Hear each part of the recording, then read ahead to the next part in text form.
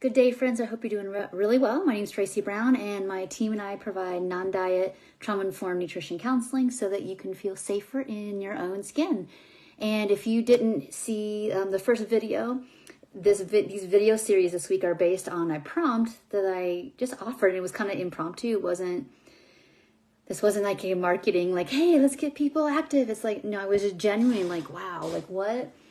The audience that I have, they typically are people who are very smart, very sensitive, and get frustrated with themselves of like, oh, like my conscience and my values, are leading me this direction, but the too much and not enough's in my system from my past or fear of the future kind of still pull me in that direction. And, it's frustrating. And sometimes we get,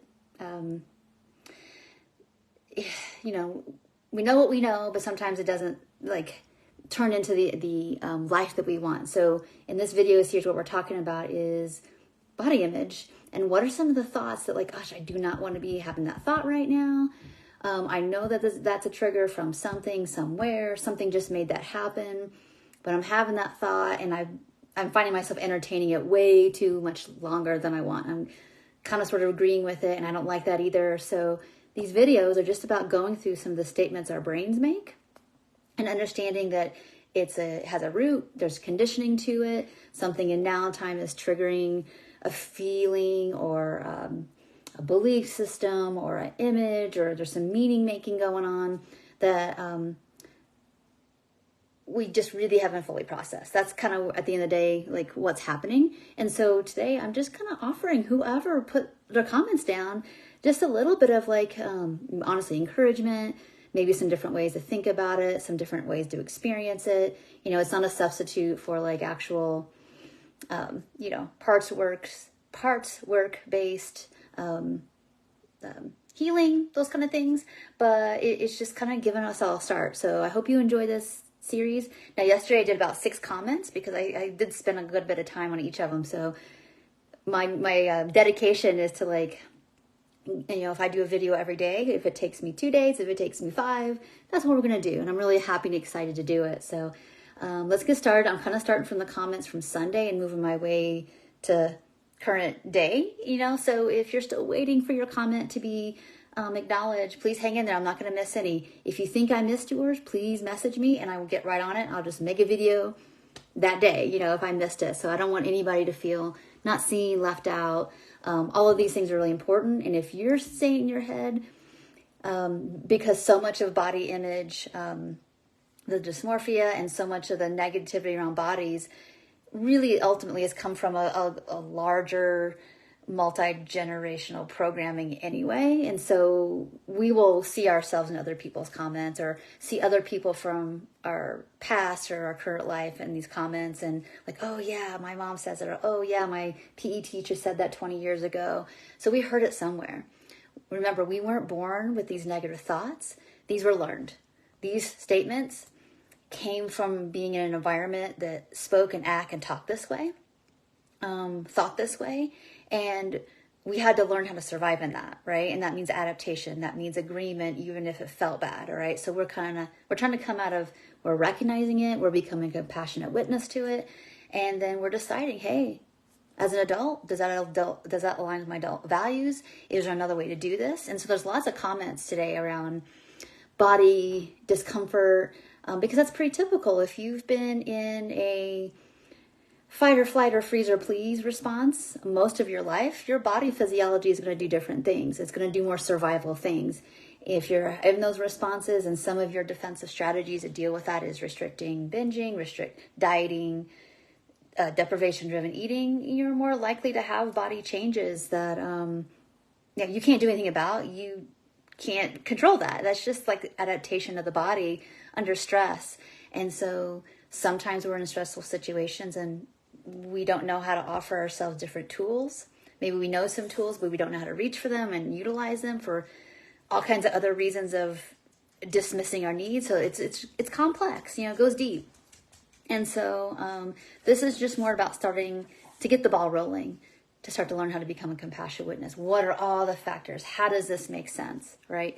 I'm thinking about doing a podcast called This Makes Sense, because we need so much shame dismantling about the situations we're in that we had to do to survive stuff, to survive in a hostile fat phobic environment, to survive in family systems that didn't meet needs, and even though they were doing the best they could, so there's so many things we could talk about. So anyway, this is just a little bit of a start to that. All right. So the first one, I'm just going to read and go down the list and talk, probably 10, 15 minutes. And then I'll pick it up where I left off tomorrow. So we'll just do them until we're done. All right. So the first one is that I'm not attractive. Here are the thoughts. It doesn't mean 100% of any one person agrees 100% with these thoughts. They're just there. And they don't want them to be there anymore, right? So I'm not attractive unless I am skinny, have a flat stomach. So right there, we hear conditioning, right? We hear mind control programming, that a flat stomach is more appealing. It is more, it means power. It means lack of weakness. It means stuff, which is why we, attractive equals. We have these equivalents. So there are value equivalents. It's all emotion, right? Because inherently, attractiveness is really, if you take off the IVE, which we talked about yesterday, it's about attract. I want to be connected. So in order for me to have connection or to feel belonging, I have to be, she says skinny, that's the word. And so we would want to look back in this person's history. And so this is for you if you're watching this, is that where did you get this belief? Unblend yourself from the time and the age. And what would your adult self, how would we provide care and adult compassion and reality checks? And that's what these statements need to be, basically the power blown up out of them. Really? I need to be skinny to be attractive? Well, who made up those rules? Well, if it's diet culture we're talking about, it's just a whole money-making scheme. It's not based on any reality that every single person walking around in the world that doesn't have a thin body, people who don't have thin bodies, have friends, have partners, have careers, mother, do stuff, do actually meaningful things without being skinny. The same thing with a flat stomach. In fact, probably the more likely it is that you're out doing stuff, living a full life. If you have a flat stomach, that's just because you have a flat stomach and you're not restricting. And that's one of the 5% of people or less, probably way less than that, on the planet. They can have a flat stomach and not be doing shenanigans to get there, right? Not even hurting themselves to get there. So there's that. So it's really just about uncoupling this and recognizing where this comes from. And then what in now time is triggering the old feelings, the old sensations, the old storylines, that make all that, you feel familiar inside and your brain's making meaning of it. I better to fit in here, to belong here, to be seen, I better do the things, right? All right. So that's what this one is. The next person wrote on Sunday that my larger body is the cause of my health issues. Well, that's what the medical establishment says. It tries to proclaim for every person on every bit of all the things, right? And it's funny, this person also put in here, and it's almost like when we say a statement, sometimes we can catch ourselves wait a minute. The evidence is that it's more likely that the dieting my whole life and the chronic fight, flight, freeze, or please that made you more vulnerable to going on a diet to belong, because we're social creatures and we want to feel safe. So and especially if you're a vulnerable age, pretty much anywhere under 25 or in any kind of life transition, that makes us feel more emotionally vulnerable and alone, we're more likely to do the socially, the social bigger thing that might ensure some relational safety. It's not real safety. It's superficial stuff, but at least you're not, if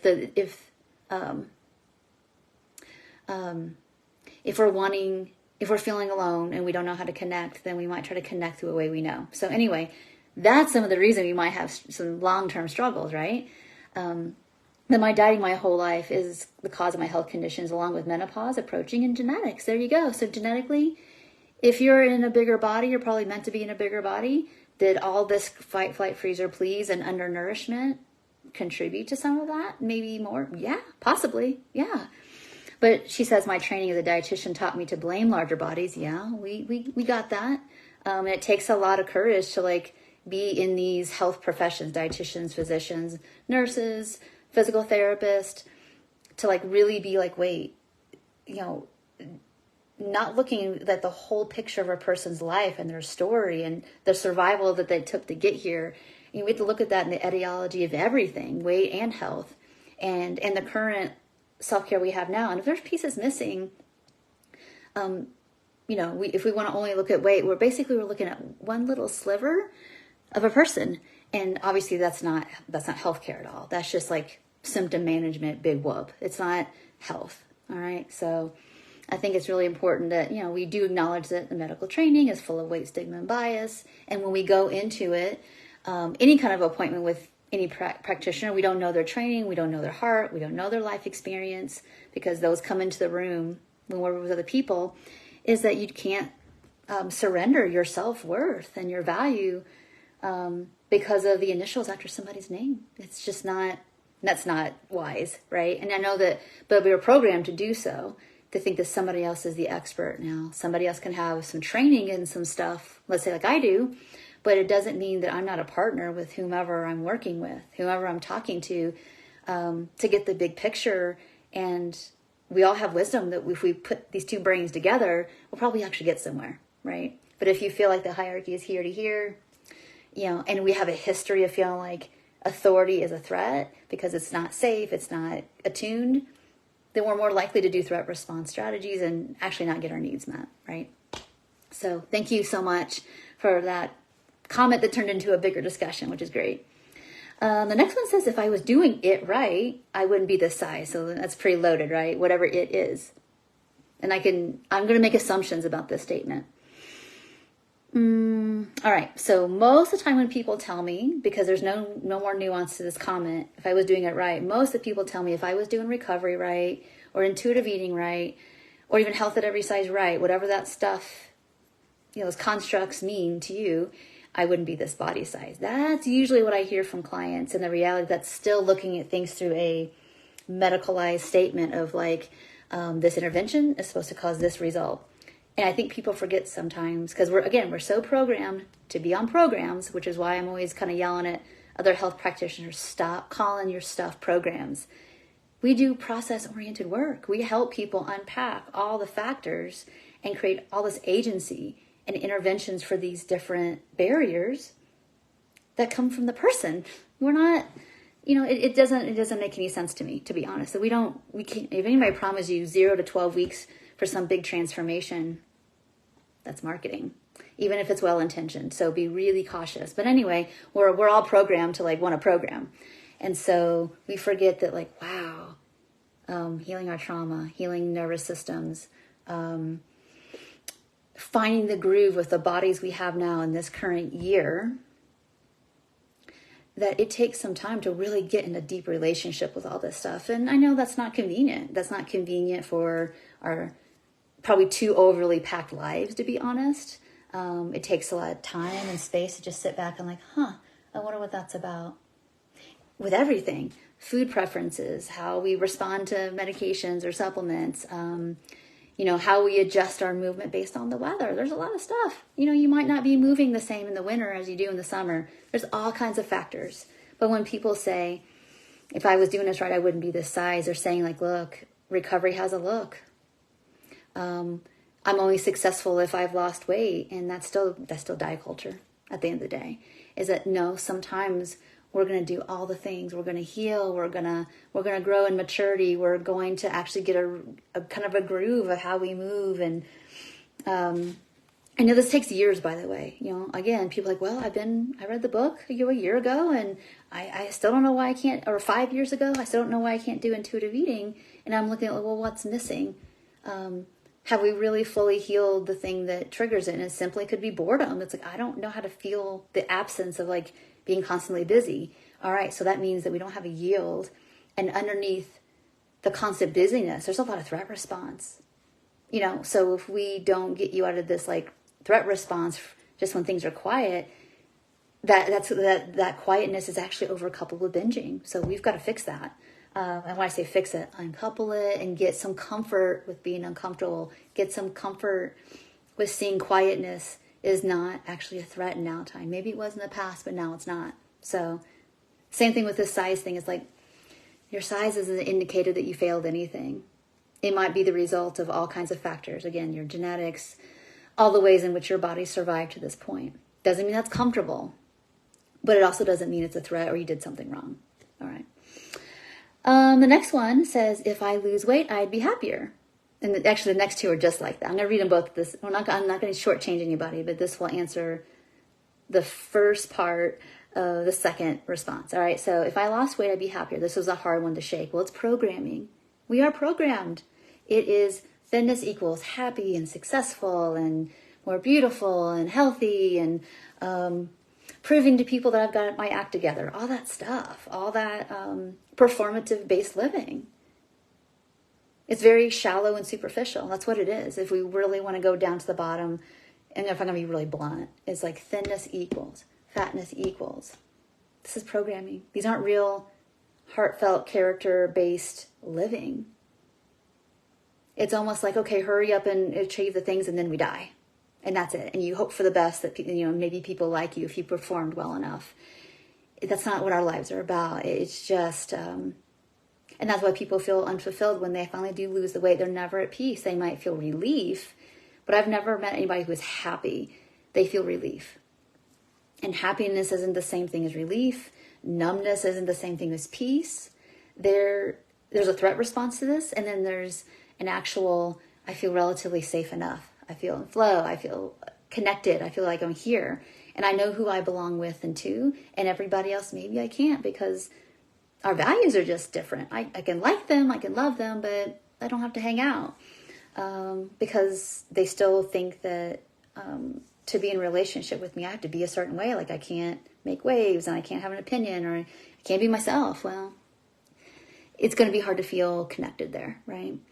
So this is just something that really, if you're feeling this way, the person who wrote this plus anybody else, it's hard to shake because that's probably the diet, quote unquote, a lot of us were fed on, is that an external thing. And I'm not saying that it would be easier. Yeah. I'm not saying that there's not more maybe ease with weight loss in certain social or economic situations. I never am in denial about these things. It's just the reality of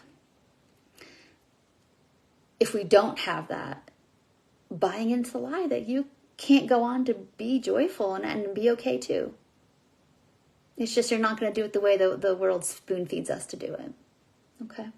Same thing with the second comment is if I lost weight, I'd be happier, even though I know it isn't true. This person's like pushing on it.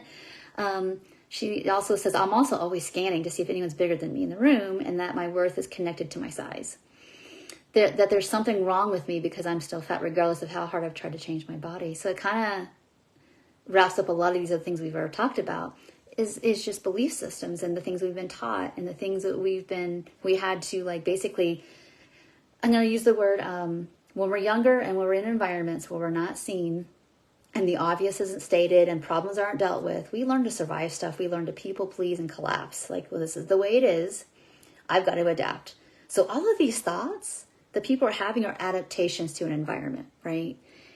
But we forget, we get stuck there. So if you started having diet thoughts at 10, that I can't have friends unless, I lose weight. Or if I don't lose weight, I'll be singled out again like I was in PE.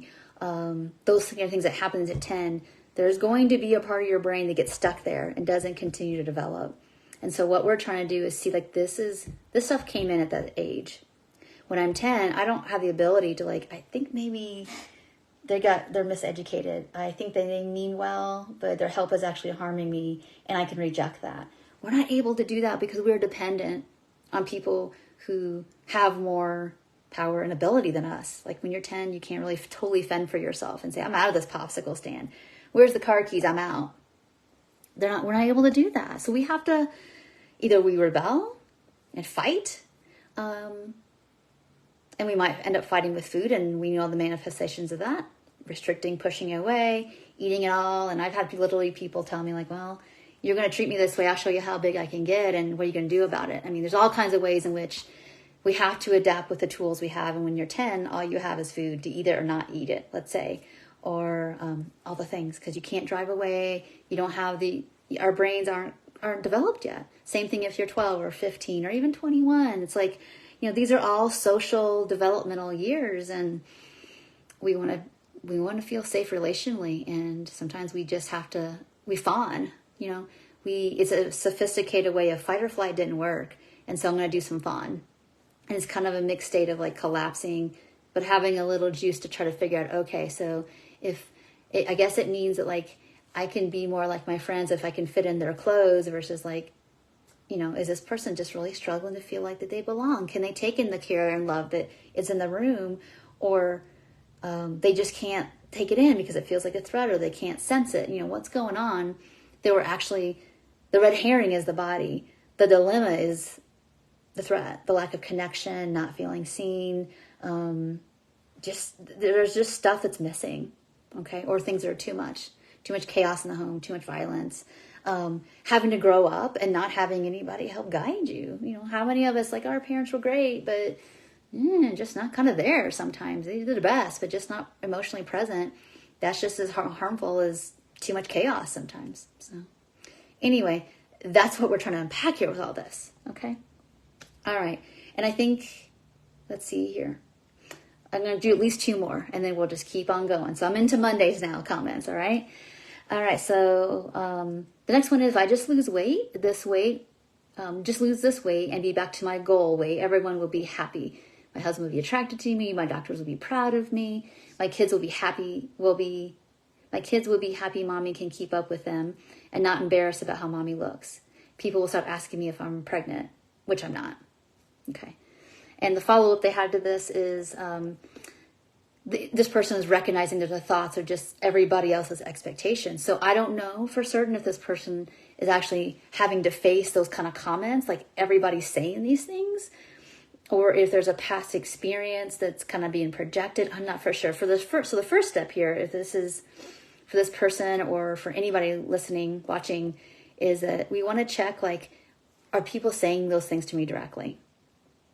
If yes, we'll go on to decision tree number 2. If no, what are your projections? You think that they are, and when did that happen to you, or when did you see that happen to someone else, and that made you feel like on edge, afraid that that's going to happen to you? That's called projection. Basically, projection means I'm thinking that those people outside of me think the way that my brain, my conditioning thinks. So they might not be judging you at all, but we're living in a movie here that they are. And so we can't feel settled. We can't connect.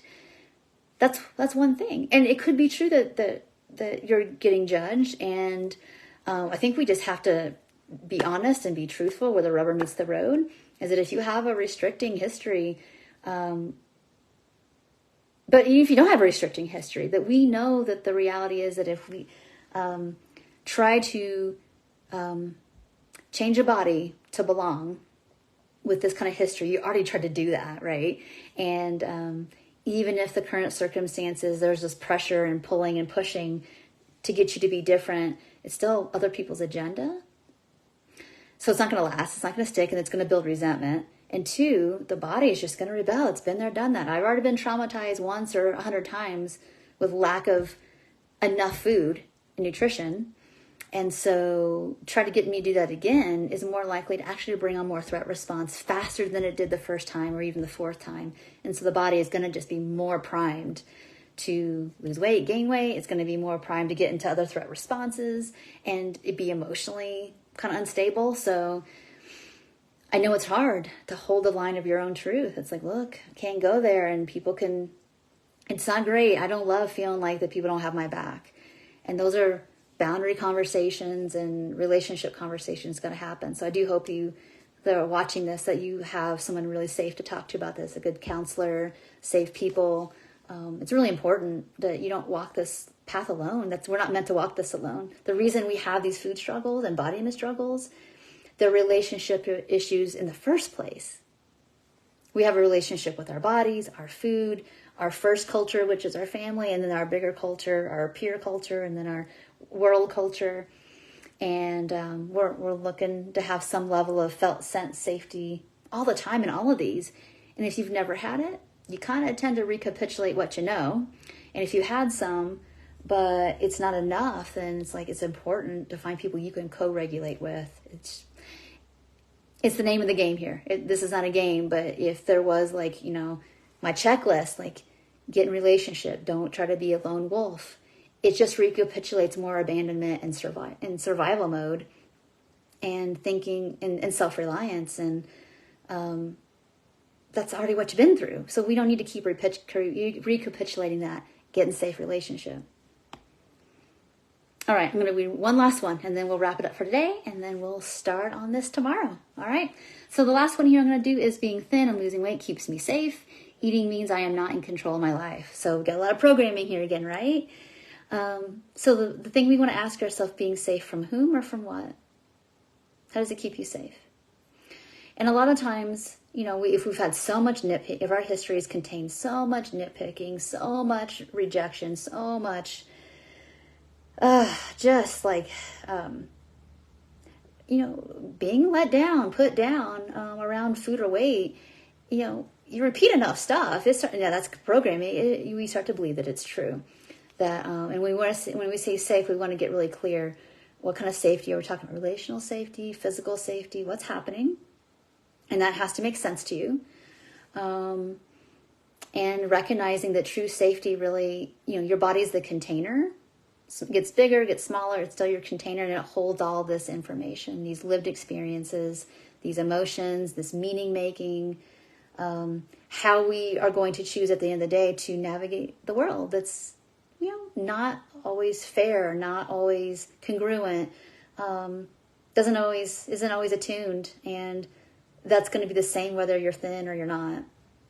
And just not everybody is safe. Not everybody is for us. And we have to recognize that we can be safe for ourselves. It's got to start there. Can you be safe for yourself? Okay.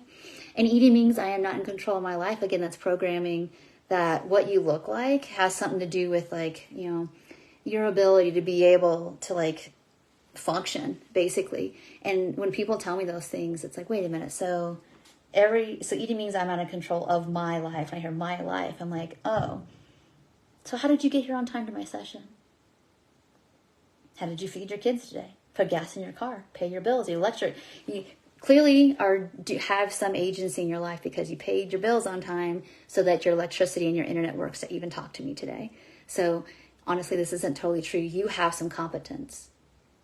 And sometimes I force people to make a list of all the areas that they're more than good enough in their lives to be able to, like, stop repeating the lie that you can't be competent if you're not thin. Okay. Programming, we need to be able to unglue from this thing that, like, what you look like has like some bigger meaning about your sense of being able to be a human doing life. All right. That's step one right there. All right. And so I'm just going to leave it at that for today. So, all right. Thank you all so much for watching. I really appreciate everybody who came live, everybody who is going to watch this later. Please let me know that you watched this later. You can let me know that I answered your question or your statement if you'd like. You don't have to if you don't want. If I said something that was just, like, totally off base, you felt misattuned, you felt like I'm missing a nuance, which I probably am because I'm actually kind of speaking quickly and going through these because there's a lot. So it's 100% possible that I misattuned to something, and if I need to make a repair, please let me know, because I live for that. Once I recognize that, like, relationships are so much richer when we're able to, like, ooh, I'm sorry.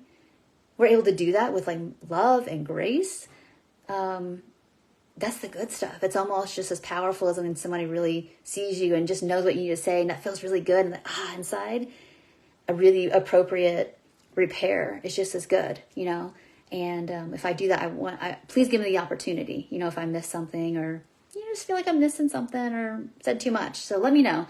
But I think that's it for today. I will pop on tomorrow. I'll try to give people an hour or so heads up of when I have the space to do it. And I will see you all tomorrow. Take care and bye for now.